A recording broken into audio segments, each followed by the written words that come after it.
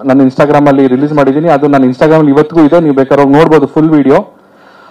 ಈ ವಿಡಿಯೋದಲ್ಲಿ ನಾನು ಏನು ಹೇಳಿದ್ದೀನಿ ಅಂದ್ರೆ, ನನ್ಗೆ ಏನ್ ಮಾಡ್ಬೇಕು ಗೊತ್ತಾಗ್ತಿಲ್ಲ, ನನ್ಗೆ ತುಂಬಾ ಬೇಜಾರಿತ್ತು, ಇವತ್ತು ನಾನು ಮುಂದೆ ಎಲ್ಲ ಹೇಳ್ಬೇಕು ಅಂತ ಅನ್ಕೊಂಡಿದೀನಿ, ಏನ್ ಮಾಡ್ಬೇಕು ಗೊತ್ತಾಗ್ತಿಲ್ಲ ಅಂತ ಹೇಳ್ತಾ ಲಾಸ್ಟಿಗೆ ಏನ್ ಹೇಳಿದೀನಿ, ನನ್ನ ಸೂತ್ರಧಾರಿ ಸಿನಿಮಾದ ಏನ್ ಮಾಡ್ಬೇಕು ಸಾಂಗ್ ರಿಲೀಸ್ ಆಗುತ್ತೆ, ದಯವಿಟ್ಟು ಹೋಗಿ ನೋಡಿ ಅಂತ ಕೊನೆಯಲ್ಲಿ ಹೇಳಿದೀನಿ. ಆ ಕೊನೆಯಲ್ಲಿ ಹೇಳಿರುವಂತ ವಿಷಯನ ಕಟ್ ಮಾಡ್ಬಿಟ್ಟು ಈ ಒಂದು ಸಿಚುಯೇಷನ್ಗೆ ಲಿಂಕ್ ಮಾಡಿ ಅದನ್ನ ಹರಿಬಿಟ್ಟಿದ್ದಾರೆ. ಇನ್ನೊಂದು ಸಂಗತಿ ಏನಂತ ಹೇಳಿದ್ರೆ ನಗು ಬರುತ್ತೆ ನನಗೆ. ನನ್ನ ಪೇಜಲ್ಲಿ ಅದು ಬರೀ 1 ಲಕ್ಷ ವ್ಯೂಸ್ ಪಡೆದಿದೆ. ಅದೇ ಬೇರೆಯವ್ರು ಹಾಕಿರೋ ಒಂದು ವಿಡಿಯೋದಲ್ಲಿ 8 ಲಕ್ಷ ವ್ಯೂಸ್ ಪಡೆದಿದೆ. ಸೊ ಇದೇ ಒಂದು ಏನು ವೈಫಲ್ಯ ಅಂತ ಅನ್ಸುತ್ತೆ ಮೋಸ್ಟ್ಲಿ ಈಗಿನ ಒಂದು ಸಮಾಜದ ಈ ಸಾಮಾಜಿಕ ಜಾಲತಾಣದ ಒಂದು ವೈಫಲ್ಯ ಹಿಂಗಿದೆ. ಅಂದ್ರೆ ಕೆಟ್ಟ ಸುದ್ದಿಗಳು ಬೇಗ ಹರಡುತ್ತೆ, ಒಳ್ಳೆ ಸುದ್ದಿಗಳು ಎಷ್ಟು ಕಷ್ಟಪಟ್ಟರು ಅದು ಹರಡಲ್ಲ ಅನ್ನೋದು. ಸೊ ಈ ಒಂದು ವಿಷಯ ಕೂಡ ನಾನು ನಿಮ್ಗೆ ಸ್ಪಷ್ಟಪಡಿಸ್ಬೇಕಾಗಿತ್ತು. ಅಫ್ಕೋರ್ಸ್ ಆ ವಿಡಿಯೋದಲ್ಲಿ ನಾನು ತುಂಬಾ ಬೇಜಾರಾಗಿದ್ದೀನಿ. ಇವಾಗ ಬೇಜಾರಿಲ್ಲ ಅಂತಲ್ಲ, ಇನ್ನು ಕೂಡ ಮನ್ಸಲ್ಲಿ ಒಂದು ಬೇಜಾರಿದೆ.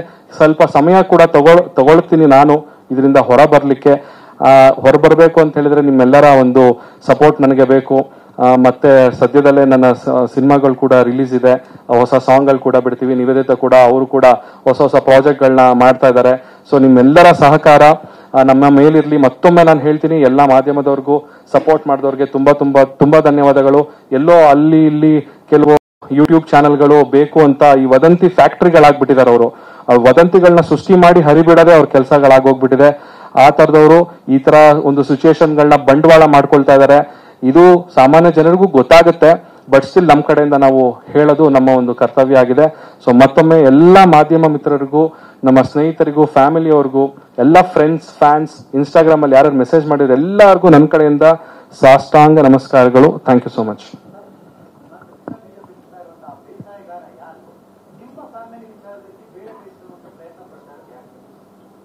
ಇದು ನಮಗೂ ಗೊತ್ತಿಲ್ಲ, ಆ ವ್ಯಕ್ತಿ ಯಾರು ಅಂತ ಐಡಿಯಾನೂ ಇಲ್ಲ. ಯಾಕಂದ್ರೆ ನಾವಿಬ್ರು ಜೊತೆಲಿದ್ದಾಗ ಸೊ ಅವರು ಯಾವ ರೀತಿ ಇವಾಗ ಬೇರೆಯವರ ಬೇರೆ ವ್ಯಕ್ತಿಯನ್ನ ಇಟ್ಕೊಂಡು ಇವ್ರ ಜೊತೆ ಒಂದು ಸಂಬಂಧನ ಕಲ್ಪಿಸ್ತಾ ಇದಾರಲ್ಲ, ಅವ್ರು ಆ ಬೇಸ್ ಯಾರು ಅಂತಾನು ಗೊತ್ತಿಲ್ಲ. ಫಸ್ಟ್ ಆ ಪೋಸ್ಟ್ ಯಾವ ಯೂಟ್ಯೂಬ್ ಚಾನಲ್ ಅಥವಾ ಯಾವ ಇನ್ಸ್ಟಾಗ್ರಾಮ್ ಪೇಜ್ ಅದನ್ನ ಸ್ಟಾರ್ಟ್ ಮಾಡ್ತು ಅಂತ ಗೊತ್ತಿಲ್ಲ.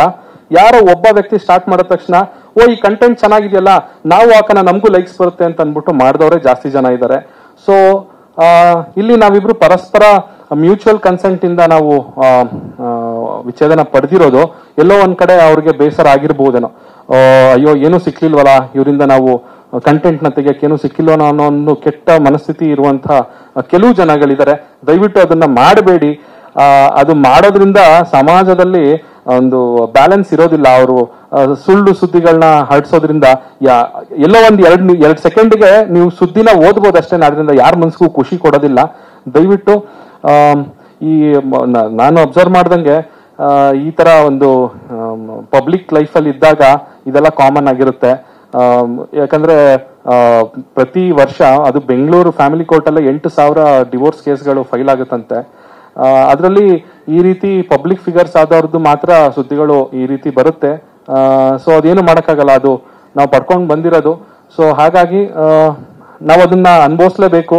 ಇವಾಗ ಈ ಮಟ್ಟಕ್ಕೆ ಇವತ್ತು ನಾವು ಸ್ಟೇಜ್ ಮೇಲೆ ಬಂದು ನಿಮ್ಮೆಲ್ಲರ ಮುಂದೆ ಬಂದಿದೀವಿ ಅಂತ ಹೇಳಿದ್ರೆ ಖಂಡಿತವಾಗ್ಲೂ ಒಬ್ಬ ಪಬ್ಲಿಕ್ ಫಿಗರ್ಸ್ ಗಳಾಗಿ ಇದು ನಮ್ಮ ಜವಾಬ್ದಾರಿ ಕೂಡ ಆಗಿರುತ್ತೆ. ನಾವು ನಮ್ಮ ವೈಯಕ್ತಿಕ ಜೀವನ ಅದರಲ್ಲಿ ಆಗೋ ಹೋಗುಗಳನ್ನ ಸಂಪೂರ್ಣವಾಗಿ ನಾವು ತಿಳ್ಸಕ್ ಆಗದೆ ಇದ್ರು ಎಲ್ಲೋ ಒಂದ್ ಕಡೆ ಯಾಕೆ ಆಯ್ತು ಅನ್ನೋ ಒಂದು ಕ್ಲಾರಿಟಿನ ಕೊಟ್ರೆ ನಮ್ಮನ್ನ ಫಾಲೋ ಮಾಡೋರ್ಗು ಒಂದು ಸಮಾಧಾನ ಇರುತ್ತೆ ಅನ್ನೋ ಒಂದು ಕಾರಣಕ್ಕೋಸ್ಕರ ಇವತ್ತು ಈ ಒಂದು ಪ್ರೆಸ್ ಮೀಟ್ ನ ಕೂಡ ಮಾಡಿದೀವಿ.